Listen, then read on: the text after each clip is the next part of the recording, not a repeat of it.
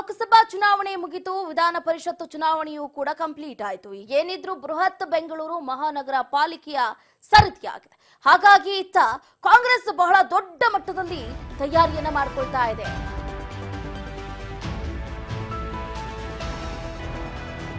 ಹೊಸ ಲೋಕಸಭಾ ಚುನಾವಣೆಯ ಬೆನ್ನಲ್ಲೇ ಈಗ ಬಿಬಿಎಂಪಿ ಚುನಾವಣೆಯನ್ನ ಬಹಳ ಸೀರಿಯಸ್ ಆಗಿ ಪರಿಗಣಿಸಿದೆ ಕಾಂಗ್ರೆಸ್ ಪಾಲಿಕೆ. ಲೋಕಸಭೆಯಲ್ಲಿ ಬೆಂಗಳೂರಿನಲ್ಲಿ ಆದಂತಹ ಸೋಲನ್ನ ಈಗಲೂ ಕೂಡ ಜೀರ್ಣಿಸಿಕೊಳ್ಳೋದಕ್ಕೆ ಆಗ್ತಾ ಇದೆ. ಕಾಂಗ್ರೆಸ್ಗೆ ಈಗ ಬಿಬಿಎಂಪಿ ಚುನಾವಣೆಯ ಚಿಂತೆ ಹೆಚ್ಚಾಗ್ಬಿಟ್ಟಿದೆ. ಹಾಗಾಗಿ ಇವತ್ತು ಬೆಂಗಳೂರು ಶಾಸಕರ ಜೊತೆ ಸಿಎಂ ಸಿದ್ದರಾಮಯ್ಯ ಸಭೆಯನ್ನ ಕರೆದಿದ್ದಾರೆ. CM Siddu, DCM D K Shivakumar ನೇತೃತ್ವದಲ್ಲಿ ಹೈ ವೋಲ್ಟೇಜ್ ಮೀಟಿಂಗ್ ಅನ್ನ ಕರೆಯಲಾಗಿರುವಂತದ್ದು. ಇವತ್ತು ಸಂಜೆ 5 ಗಂಟೆಗೆ ಗೃಹ ಕಚೇರಿ ಕೃಷ್ಣಾದಲ್ಲಿ ಮೀಟಿಂಗ್ ಅನ್ನ ಏರ್ಪಾಟು ಮಾಡಲಾಗಿದೆ. ಬಿಬಿಎಂಪಿ ಚುನಾವಣೆ ನಡೆಸುವ ಬಗ್ಗೆ ಸಿದ್ದರಾಮಯ್ಯ ಮಹತ್ವದ ಚರ್ಚೆಯನ್ನು ನಡೆಸಲಿದ್ದಾರೆ. ಲೋಕಸಭೆಯ ಸೋಲಿನ ಪರಾಮರ್ಶೆಯ ಬಗ್ಗೆಯೂ ಕೂಡ ಮಾತುಕತೆಯನ್ನ ನಡೆಸ್ತಾರೆ. ಈಗಾಗಲೇ ನಾವು ಗಮನಿಸ್ತಾ ಇದ್ದೀವಿ, ಲೋಕಸಭೆ ಚುನಾವಣೆ 2024ರ ಫಲಿತಾಂಶ ನಿಜಕ್ಕೂ ಕೂಡ ಕಾಂಗ್ರೆಸ್ ನಾಯಕರಿಗೆ ಜೀರ್ಣ ಮಾಡಿಕೊಳ್ಳೋದಕ್ಕೆ ಆಗಲಿಲ್ಲ. ಡಬಲ್ ಡಿಜಿಟ್ ಅಲ್ಲಿ ಅಧಿಕಾರಕ್ಕೆ ಬರ್ತೀವಿ ಅಂತಂದ್ರು. ಕೇವಲ 9 ಸ್ಥಾನವನ್ನ ಪಡೆಯೋದ್ರಲ್ಲೇನೆ ಸಾಕಾಯ್ತು. ಹಾಗಾಗಿ ಈಗ ಬೃಹತ್ ಬೆಂಗಳೂರು ಮಹಾನಗರ ಪಾಲಿಕೆ ಚುನಾವಣೆ ಮೇಲೆ ಪ್ರಭಾವ ಬೀರುವ ನಿರೀಕ್ಷೆಯೂ ಕೂಡ ಹೆಚ್ಚಿರುವಂಥದ್ದು. ಹಾಗಾಗಿ ಕಾಂಗ್ರೆಸ್ ಇನ್ನು ಬೆಂಗಳೂರು ನಗರದಲ್ಲಿ 3 ಸ್ಥಾನಗಳಲ್ಲಿ ಸೋಲನ್ನ ಕಂಡಿದೆ.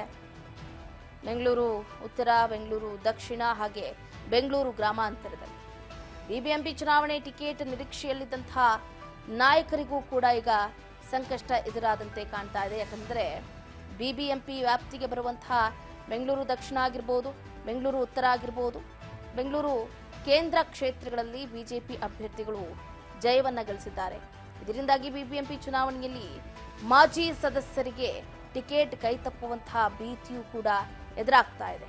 ಇತ್ತ ಬೆಂಗಳೂರು ಉತ್ತರದಲ್ಲಿ ಬಿಜೆಪಿ ಹಾಗೆ ಜೆಡಿಎಸ್ ಮೈತ್ರಿ ಅಭ್ಯರ್ಥಿ ಶೋಭಾ ಕರಂದ್ಲಾಜೆ ಅವರು ಗೆಲುವನ್ನ ಕಂಡ್ರು. ಕಾಂಗ್ರೆಸ್ನ ಎವಿ ರಾಜೀವ್ ಗೌಡ್ರು ಸೋಲನ್ನ ಕಂಡ್ರು. ಬೆಂಗಳೂರು ದಕ್ಷಿಣದಲ್ಲಿ ಬಿಜೆಪಿ ಹಾಗೆ ಜೆಡಿಎಸ್ ಮೈತ್ರಿ ಅಭ್ಯರ್ಥಿ ತೇಜಸ್ವಿ ಸೂರ್ಯ ಹೈ ಲೀಡಿಂಗ್ ನಲ್ಲಿ ಗೆದ್ರೆ ಸೌಮ್ಯ ರೆಡ್ಡಿ ಅವರು ಸೋಲ್ತಾರೆ. ಇನ್ನು ಇತ್ತ ಬೆಂಗಳೂರು ಕೇಂದ್ರದಲ್ಲಿ ಪಿಸಿ ಮೋಹನ್ಗೆ ಗೆಲುವಾದ್ರೆ ಮನ್ಸೂರ್ ಅಲಿ ಖಾನ್ ಅವರಿಗೆ ಸೋಲಾಗುತ್ತೆ.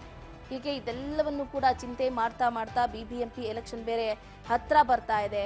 ಹೆಂಗೆ ಈಗ ಸೋತ್ ಬಿಟ್ಟಿದ್ದೀವಿ, ಬಟ್ ಅದನ್ನೇ ಮುಂದುವರಿಸಿಕೊಂಡು ಹೋಗೋದಕ್ಕೆ ಸಾಧ್ಯ ಇಲ್ಲ.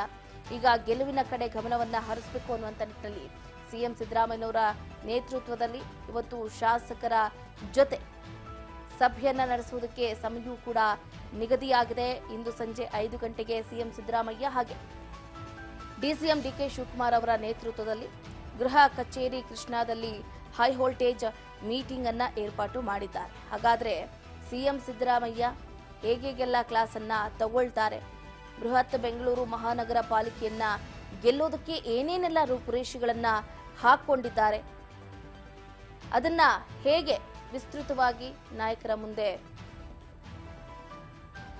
ತಿಳಿಸ್ತಾರೆ ಅನ್ನೋದೇ ಈಗ ಕುತೂಹಲವನ್ನ ಕೇಳಿಸ್ತಾ ಇರುವಂಥದ್ದು. ಒಟ್ಟಾರೆಯಾಗಿ ಬಿಬಿಎಂಪಿ ಚುನಾವಣೆಯಲ್ಲಿ ಹೆಚ್ಚಿನ ಸ್ಥಾನವನ್ನ ಗೆಲ್ಲಬೇಕು ಅಂತ ಅಂದುಕೊಂಡಿದ್ದಾರೆ. ಬಟ್ ಇತ್ತ ಕೊಂಚ ಡಿಸಿಎಂ ಡಿಕೆ ಶಿವಕುಮಾರ್ ಅವರು ಕೂಡ ಕೈ ಜೋಡಿಸಬೇಕಾಗಿದೆ. ಅವರಿನ್ನೂ ಕೂಡ ಸೋಲಿನ ದುಃಖದಲ್ಲೇ ಇದ್ದಾರೆ. ಅದೆಲ್ಲವನ್ನ ಮರೆತು ಬಿಬಿಎಂಪಿ ಚುನಾವಣೆಗೆ ಸಜ್ಜಾಗಿ ಅನ್ನುವಂತಹ ಕರೆಯನ್ನ ಯಾವಾಗ ಕೊಡ್ತಾರೆ ಅಂತ ಸಿದ್ದರಾಮಯ್ಯನವರು ಕಾಯ್ತಿದ್ದಾರೆ.